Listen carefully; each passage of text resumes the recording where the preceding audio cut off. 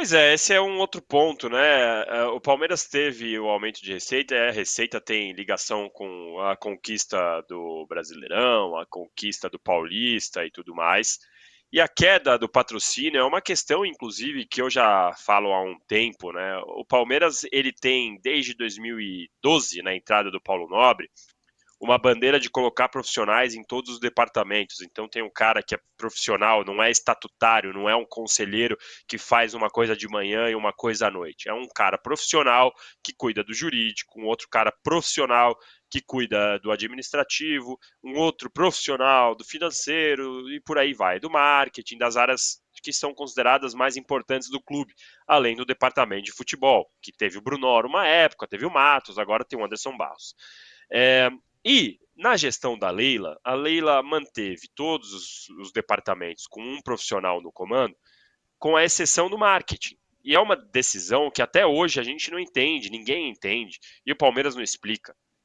Por que o departamento de marketing não tem mais um profissional contratado no comando. Hoje, quem comanda o marketing é o Everaldo Coelho, que é um ex-bancário e é conselheiro. E eu não estou aqui dizendo se ele tem capacidade ou não, se ele tem estrutura, currículo, qualquer coisa do tipo. Mas ele não ganha, ele não é contratado para essa função, ele não é cobrado para essa função, como é o diretor jurídico, como é o diretor financeiro, como é o Anderson Barros, como é o Cícero Souza, que eventualmente agora pode ir para a seleção brasileira. Então, não faz sentido um time como o Palmeiras, vivendo a fase que vive, ter queda em patrocínio, queda em arrecadação com marketing. É um negócio absurdo. O Palmeiras não pode se sujeitar a esse tipo de coisa, não pode deixar, num ano que está vencendo tudo, pode conquistar o tricampeonato paulista agora, vai lutar pelo tricampeonato brasileiro. Uma coisa que não, na história do Palmeiras, o Palmeiras nunca foi tricampeão brasileiro consecutivo. E vai ter queda de patrocínio. E não é porque a camisa do Palmeiras tem só a Crefisa, só pode ter a fã, só pode. Não é só isso. Porque o Palmeiras tem outras formas de arrecadar, tem várias outras formas de você conseguir aproveitar o bom momento. Não é limitado só à marca da camisa, tem videogame, tem produtos licenciados, tem um monte de coisa que dá para fazer. E o Palmeiras continua com um marketing fraco, inoperante, ruim, que faz que agora é o resultado. Em 2023, o Palmeiras teve queda em arrecadação de patrocínios. E aí eu nunca entendo a quem interessa o marketing enfraquecido. Pois é muito, muito estranho mesmo esse negócio, aumento de receita e queda de patrocínio nessa fase do Palmeiras, né? É um negócio muito, muito curioso, para se dizer o mínimo, né, Mauro? Mas o caso do Palmeiras é um caso muito peculiar, né? Com essa coisa de o patrocinador também é presidente e essa coisa toda, né? Eu acho que a coisa talvez passe um pouco por aí. Agora, durante um bom tempo, o patrocinador do Palmeiras, né, assumidamente pagava mais do que o mercado praticava. E é um direito que ele tinha, paga quanto ele quiser, né? E agora a coisa está na contramão disso, né? Na contramão disso. E dentro do clube, alguém questiona, contesta. Tem oposição, Palmeiras? Esse é um ponto que precisa ser olhado com mais atenção, né? Eu acho que a oposição do Palmeiras hoje é a Mancha Verde. Se eu estiver errado, me É, é, corrijam. é Não, isso? tem um pequeno grupo de opositores, conselheiros. Eles provavelmente dessa vez vão lançar um candidato concorrente à Leila, porque a gente vai lembrar na última eleição a Leila foi aclamada, ela não teve concorrente. Dessa vez eles devem lançar, mas a Leila domina amplamente o clube, os conselheiros e os sócios. Quem vota na eleição do Palmeiras são os sócios do clube, não são só os conselheiros, mas ainda assim a Leila tem uma vantagem bem grande. De fato, a Mancha Verde é o que faz mais barulho como oposição. A oposição está tentando se estruturar melhor, fazer questionamentos, e a gente vai lembrar, né, nas vezes que a oposição questionou, muitas vezes essa oposição foi punida, a Leila tirou os benefícios, os ingressos e tudo mais. Então, tem uma oposição, mas de fato é muito pequena, e aí tem todos esses conflitos que a gente já cansou de falar aqui, de a Leila ser presidente da Crefisa e do Palmeiras ao mesmo tempo, que é realmente um negócio que não deveria acontecer. Todo clube deve ter uma oposição forte, né? E Sim. mesmo quando o clube é bem gerido, o ideal é que sempre exista alguém para contestar os pontos que merecem ser contestados, né? Mas na prática, sim, a oposição ela é muito fraca. E isso está acontecendo no Palmeiras, acontece no Flamengo também. Entendeu? Você tem ali gente que não tem voz, grita e ninguém ouve. Por isso que eu falo, oposição para valer é a Mancha. Ah, mas por que a Mancha, negócio do carnaval? Eu não estou discutindo os motivos pelos quais viraram oposição. Estou dizendo que o fato em si, a oposição à atual gestão do Palmeiras é a torcida organizada. E é bom que alguém reclame, tendo razão ou não, porque senão, cara, fica parecendo que a presidente do Palmeiras, o presidente do Flamengo ou do outro clube qualquer tem, só acerta. E não é assim. Acerta, tanto que a gente está discutindo aqui uma questão que é importante, que envolve patrocínio e tudo mais. Então é bom ter oposição para que pelo menos desperte discussões e tudo mais, né? Agora, também oposição que depende de ingresso de quem está no poder, aí não dá, né? Porra, você não tem que depender do ingresso. Vai lá e compra lá o ingresso, lá entra sócio torcedor, sei lá o quê, compra o ingresso para não depender justamente. Olha, eu vou protestar contra você, não concordo com a sua gestão nisso, nisso e nisso. E não quero seu ingresso, não. Fica você com o seu ingresso. Porque se você quer ser oposição, você não pode depender do ingresso de quem está no poder. E também é um absurdo que isso seja utilizado por quem está no poder, na minha visão, como algum tipo de barganha. Né? Agora eu dou, aí você reclamando, não dou mais, é isso mesmo? Peraí, não. Tem que dar nunca, ingresso nenhum. Tem que vender. Porque o torcedor compra o ingresso, né? Por que esses caras têm ingresso? Isso acontece no quanto é clube. Por que essas pessoas ganham ingresso? Qual o sentido, né? Exatamente. Aliás, é curioso isso, né? Estamos falando de três dos principais clubes brasileiros, mas de mais torcida, o Flamengo, o Palmeiras e o São Paulo, os três com oposições nesse momento bastante enfraquecidas, né? O Casares foi reeleito agora, Mudou o estatuto. mudou o estatuto, foi reeleito, não teve nem oposição, foi também aclamado. A Leila vai ter oposição, mas deve ser reeleita.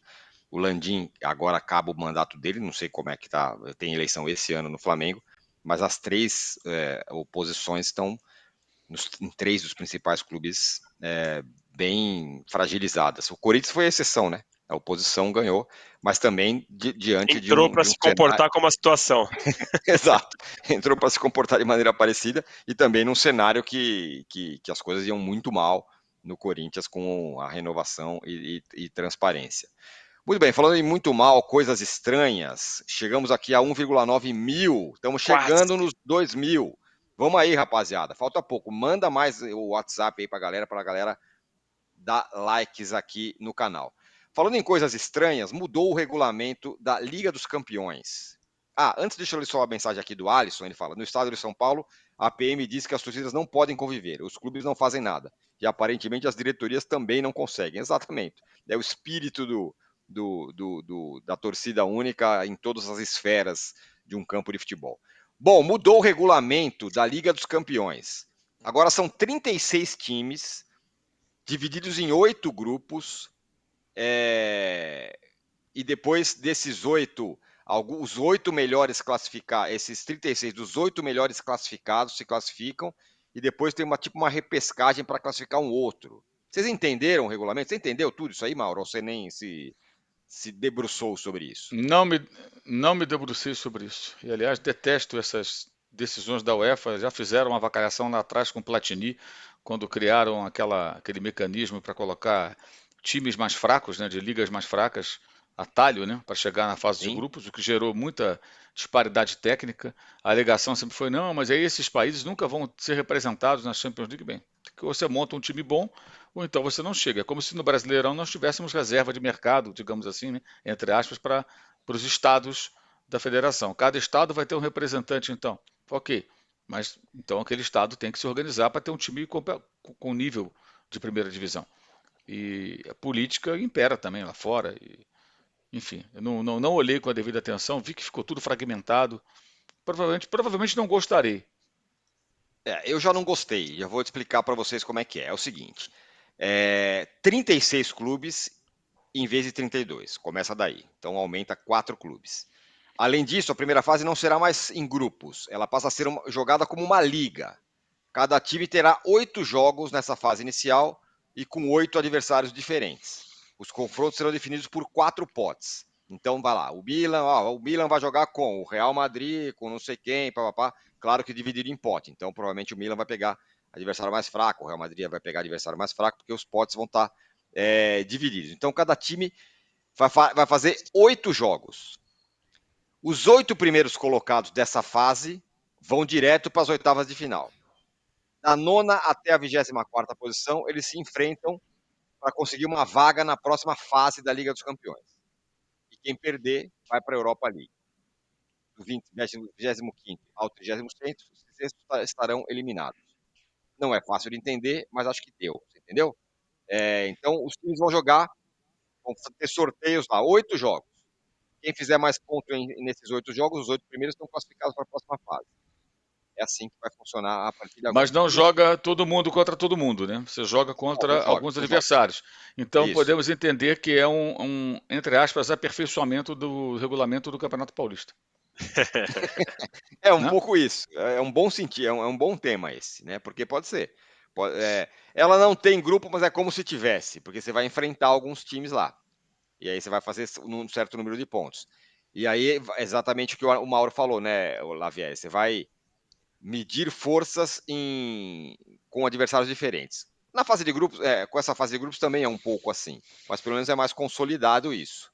Então não vai ter mais aquela loucura, o grupo da morte, não vai ter mais. Vai ter o time que pegou o adversário da morte, vai ser um pouco isso. Vai ter o azar do sorteio, mais ou menos, né? Que nem o Mauro usou o exemplo do Paulista, a gente vai lá agora, o grupo do São Paulo é o que mais tem ponto, é o mais equilibrado e tal. Ao mesmo tempo que o São Paulo não enfrentou esses times, e teoricamente é mais difícil você enfrentar o Novo Horizontino, o São Bernardo e tal, os times que estão no grupo, quando você vai fazer a virada para o mata-mata, o São Paulo está prejudicado, em tese, porque pegou os times mais difíceis. Então, nesse esquema que a Champions vai fazer, de nem todo mundo enfrentar todo mundo, você acaba criando esse tipo como que é a palavra? Esse tipo de desequilíbrio, né? Porque o sorteio pode fazer.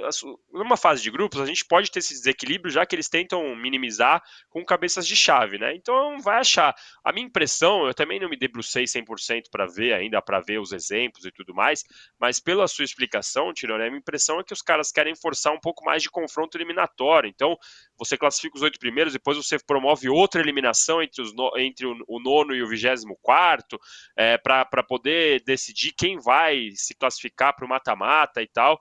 É uma tentativa de mudar um sistema que aparentemente estava, para mim, a Champions League estava consolidada, né? Tem que ver, quando a gente começar a ver esse exemplo na prática, a gente vai perceber, vai poder ver os pontos fracos ainda, né? Mas de fato pode criar esse desequilíbrio como acontece no Paulista, como disse o Mauro.